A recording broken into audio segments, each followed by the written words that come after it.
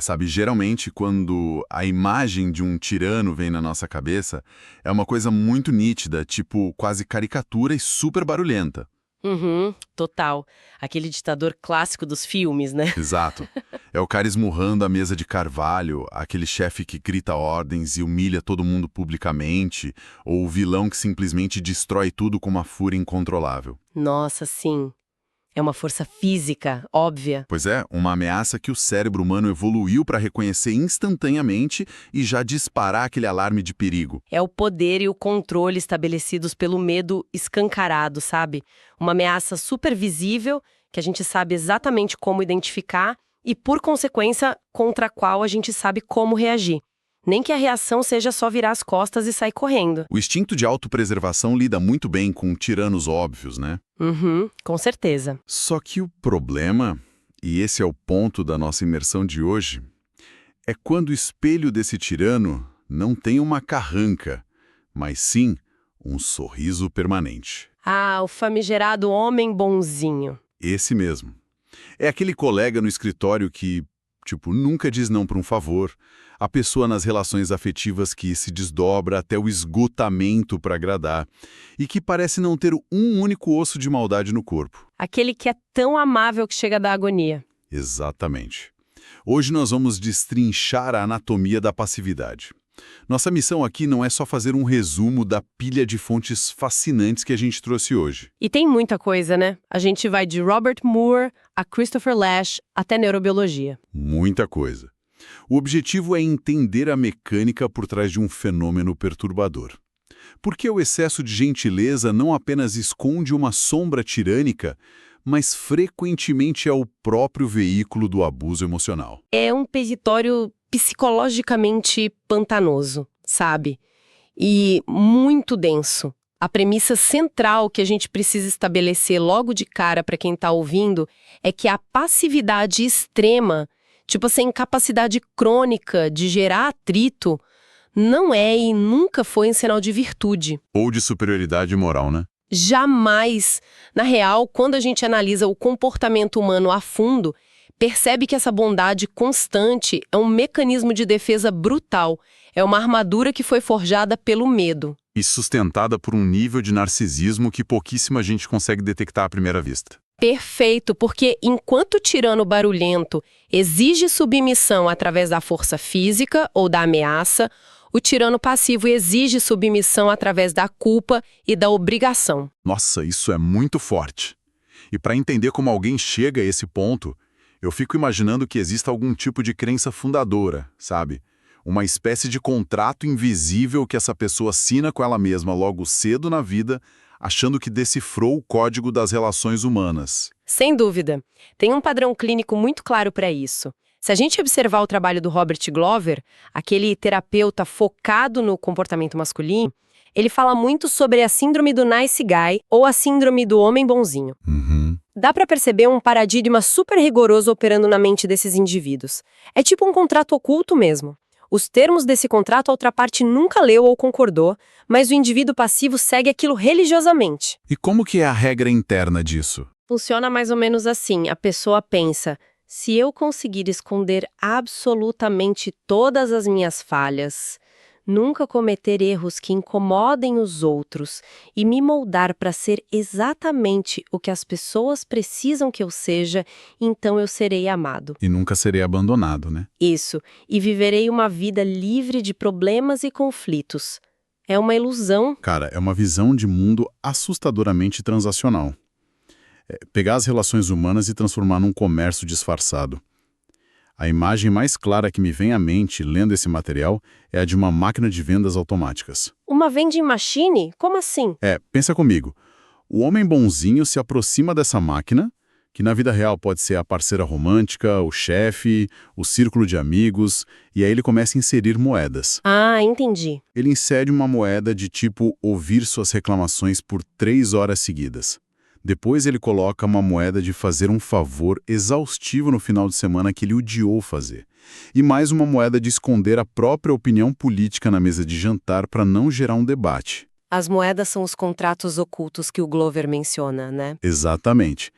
E aí, depois de depositar todo esse investimento de fachada, ele aperta o botão esperando que o produto caia na bandeja. E esse produto seria o quê? Pode ser sexo, afeto, uma promoção no trabalho ou apenas aquele atestado de que ele é uma pessoa maravilhosa. O que nos leva ao ponto de ruptura dessa dinâmica, né?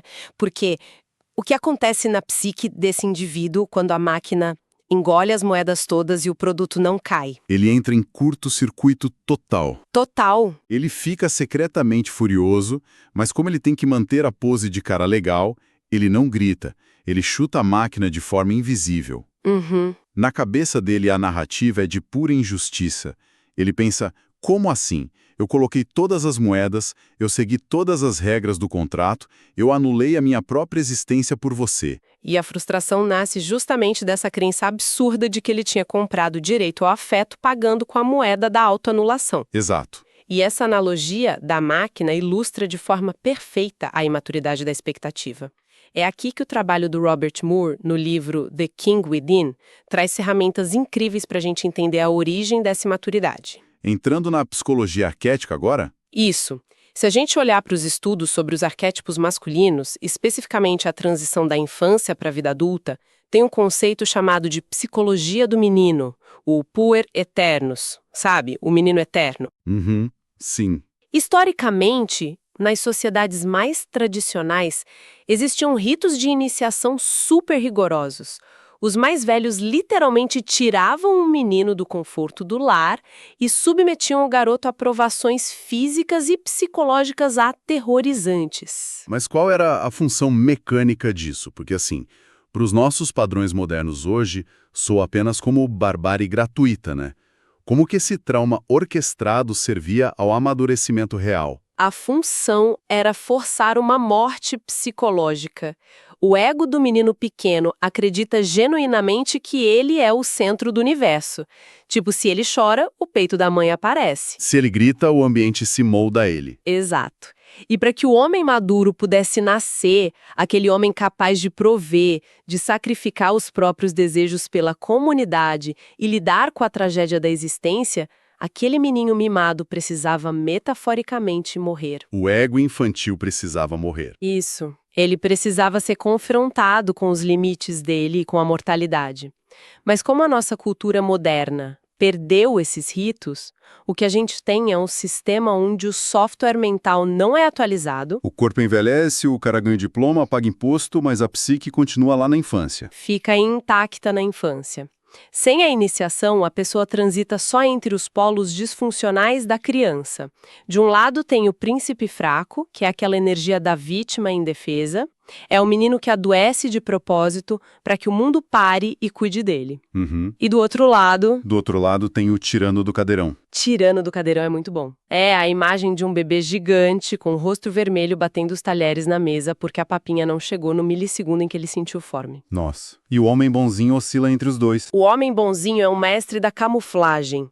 Ele interpreta o príncipe fraco e gentil em público, gerando pena e simpatia, mas se torna o tirano do cadeirão implacável na intimidade. Ele pune os parceiros com silêncio e ressentimento quando as coisas não saem do jeito dele. E sabe, isso lança uma luz muito perturbadora sobre como a agressividade funciona. Porque, para entender essa passividade tóxica, a gente precisa primeiro olhar para a raiz crua da agressividade biológica. Com certeza. E aí a gente entra naquele livro fascinante da Carol Hoven, o T, The Story of Testosterone. Eu lembro de ler um relato no livro sobre um projeto de observação de chimpanzés lá em Kibale, na África. Ah, o caso do chimpanzé imoso. Esse mesmo. A pesquisadora descreve uma cena onde o chimpanzé alfa, o imoso, decide do nada atacar uma fêmea do grupo chamada Outamba. E olha, é um ataque prolongado e implacável. É bem pesado de ler. Muito. Ele usa os punhos, depois pega um galho pesado para bater nela e em certo ponto ele chega a se pendurar num galho acima dela para usar o peso do próprio corpo para pisotear a fêmea. Nossa. E isso dura agonizantes 9 minutos.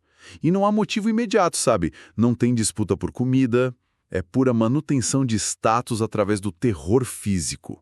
É a face escancarada do arquétipo do tirano na biologia pura. É um relato gráfico, difícil de digerir, mas vital para nossa dissecação aqui. Porque quando o homem, que está preso lá naquela psicologia do menino, observa essa violência crua, seja do chimpanzé ou a do valentão do colégio, ele entra em pânico absoluto. Ele trava. Ele trava. Ele desenvolve um pavor existencial do que a psicologia chama de arquétipo do guerreiro, que é a energia da combatividade, da força. O homem bonzinho, por não ter sido iniciado no uso consciente da própria força, não consegue diferenciar a agressividade construtiva de violência destrutiva. Para ele é tudo a mesma coisa. Exato. Para ele, qualquer tipo de assertividade, qualquer faísca de confronto, o torna igual ao chimpanzé espancador. Mas espera um pouco, deixa eu fazer um papel de advogado do diabo aqui. Manda. Do ponto de vista da civilização, reprimir essa energia brutal não é exatamente o nosso objetivo. A gente não construiu leis e sociedades inteiras justamente para não precisarmos ser o chimpanzé imoso. Olhando por esse ângulo, o homem bonzinho que foge do conflito não estaria, tecnicamente, sendo o ápice da evolução civilizatória? Essa é a armadilha retórica perfeita e é exatamente nela que a nossa cultura tropeçou bonito. Onde está o erro, então? O problema fundamental é a mecânica da repressão. Reprimir a energia instintiva masculina, a agressividade instintiva não faz com que ela evapore. A energia não desaparece. A agressividade construtiva é a força motriz necessária para estabelecer limites, para dizer aqui você não entra. Para proteger o que é valioso. Exatamente. Quando o indivíduo pega toda essa energia vital, toda a raiva legítima dele perante injustiças e tranca tudo num porão escuro para parecer civilizado, essa energia apodrece.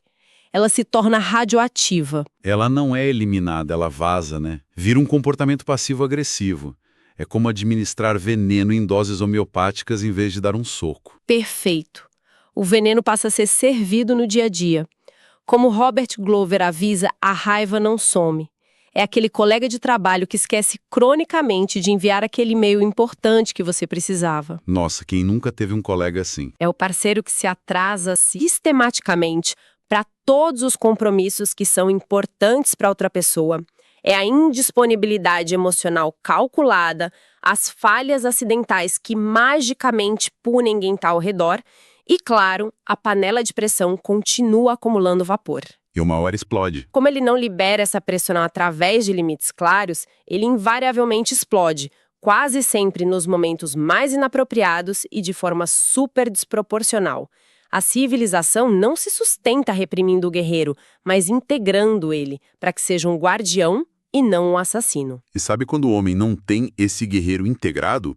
Ele também perde a capacidade de liderar a própria vida, o que nos leva à dinâmica do rei. O Moore explica que se existe o rei tirano, existe o seu oposto direto. E não é um rei bom, mas o rei fraco ou o abdicador. O cara que simplesmente abandona o trono. E as consequências disso para as relações são devastadoras. Um rei maduro e integrado dentro da teoria arquetípica é a energia que provê ordem, clareza e bênção ao seu reino. Na vida prática, o reino é a casa da pessoa, as finanças, as responsabilidades. E o bonzinho faz o quê? O homem bonzinho fica apavorado com a ideia de parecer controlador. Então ele decide não governar nada. Ele abdica. Ele fala tipo, onde vamos jantar? Você escolhe. Como vamos educar os filhos? O que você achar melhor? Como resolvemos esse problema financeiro? Confio no seu julgamento. Exato. À primeira vista parece uma atitude democrática, mas na real é um abandono de posto. Ele gera um vácuo de poder. E como a natureza não tolera vácuos, ele força a pessoa ao seu redor, frequentemente a parceira, a assumir o controle total. Ela vira a gerente de todas as decisões da vida do casal. E qual é a consequência inevitável disso? Caos e ressentimento mútuo. A parceira se ressente porque não queria ser a mãe de um adulto, né? E ele secretamente começa a se ressentir da parceira, julgando ela como mandona. Ignorando totalmente que foi a própria abdicação passiva dele que forçou ela a assumir esse papel. Exatamente. E isso se conecta de um jeito muito brilhante com a crítica social do Christopher Lasch sobre a cultura do narcisismo. No The Culture of Narcissism, né? Isso. A gente tem uma tendência de achar que todo narcisista é aquele indivíduo grandioso, que exige adoração, como um pavão. Mas o narcisismo escondido do Mártio é muito mais sorrateiro. A postura de vítima perpétua do rei abdicador é um complexo de superioridade disfarçado. É uma grandiosidade passiva. É.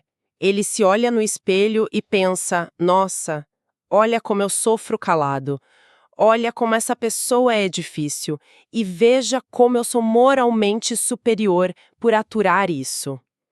Esse narcisismo cega o indivíduo completamente para a forma terrível como ele drena e abusa dos outros. Ele se sente tão especial por ser tão bom que se isenta da responsabilidade básica de agir como um adulto funcional. Mas me diz uma coisa, se essa postura destrói relacionamentos e cria uma vida miserável, a insistência nesse padrão não pode ser só teimosia. Tem que ter um terror fisiológico operando por baixo do capô, né? O que mantém essa engrenagem rodando. O combustível dessa engrenagem é uma fobia severa de desconforto e abandono. O Adam Lane Smith, no trabalho dele sobre vencer o medo, foca muito nisso. Ele explica que para esse indivíduo o abandono deve ser evitado a qualquer custo. Isso gera aquela mentalidade de capacho, não é?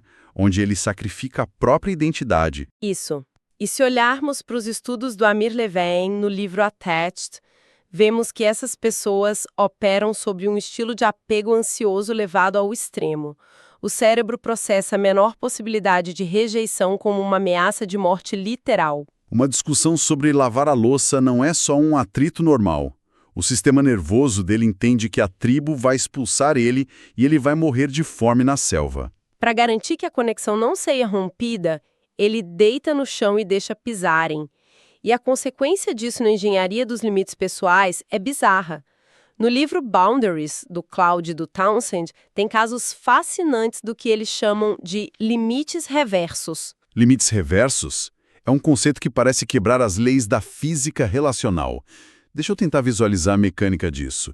Limites reversos soa como, tipo, colocar a fechadura do lado de fora da porta da casa. Olha, é uma analogia perfeita. Em vez de trancar a casa para manter os ladrões fora e abrir para a família, a pessoa acaba se protegendo do que é bom e se escantarando para o que é ruim. É a história da Marty no livro, certo? É a paciente clássica. Ela dizia sim de forma automática para todas as demandas abusivas e companhias tóxicas que sugavam a energia dela. E, simultaneamente, ela construía muros impenetráveis para as coisas boas, dizendo não para a ajuda que realmente precisava. Ela era uma porta aberta para o abuso e uma fortaleza fechada para o acolhimento. O medo de ser um peso para os outros fazia com que ela recusasse a ajuda, enquanto o medo do abandono obrigava ela a servir a quem fazia mal. Cara, isso me traz à mente a ideia de que todo comportamento humano tem uma economia, uma espécie de conta bancária emocional. Como assim? Quando alguém com esse pavor de rejeição evita um conflito necessário hoje, tipo engolindo um sapo absurdo para não chatear o chefe ou não iniciar uma DR, é como se estivesse pegando um empréstimo no banco. Ela ganha a paz imediata no curto prazo. A ilusão de que a relação foi preservada? Exato. Só que esse empréstimo no banco das emoções tem taxas de juros astronômicas. A dívida é cobrada diariamente na forma de estresse somatizado e ressentimento, crescendo silenciosamente até levar a relação à falência múltipla de órgãos. A paz evitada hoje é a guerra garantida amanhã. Essa analogia financeira acerta na mosca. E o mais sombrio é que os juros dessa dívida alteram a neurobiologia estrutural do cérebro. Aqui entra o trabalho incrível da Anna Lembke no livro Dopamine Nation. Ela explica o downregulation, ou a regulação para baixo, dos receptores de dopamina. Como que funciona essa regulação para baixo num contexto comportamental? Porque a gente entende isso com drogas pesadas, mas fugir de brigas afeta os receptores químicos da mesma forma? Afeta. Pensa assim, imagine estar numa sala fechada com uma música ensurdecedora tocando o dia inteiro. Para não enlouquecer, o seu sistema auditivo abaixa o volume interno, ele diminui a sensibilidade. Faz sentido. Quando você sai daquela sala e alguém tenta ter uma conversa normal, você mal consegue ouvir, porque os ouvidos estão regulados para baixo. No cérebro, quando o indivíduo foge constantemente da dor do conflito através de anestésicos sociais, tipo ceder passivamente a tudo ou se afogar em validação externa, o cérebro recebe picos artificiais de alívio. Ah, entendi. Para se equilibrar, o cérebro diminui os receptores de dopamina, que é a molécula da motivação. A capacidade biológica de sentir alegria simplesmente atrofia. A pessoa vira um zumbi. Vira uma casca anestesiada. Ela entra num ciclo de codependência. A gente tem culturalmente essa mania de tratar qualquer desconforto como patologia. No livro, ela cita o caso do David, que foi supermedicado para uma ansiedade social normal de jovem, porque a gente foge do menor sinal de dor. A gente não ensina mais as pessoas a suportar o desconforto. Mas olha, uma vez que a gente mapeou esse abismo de limites reversos e reis abdicadores, a gente precisa olhar para a saída.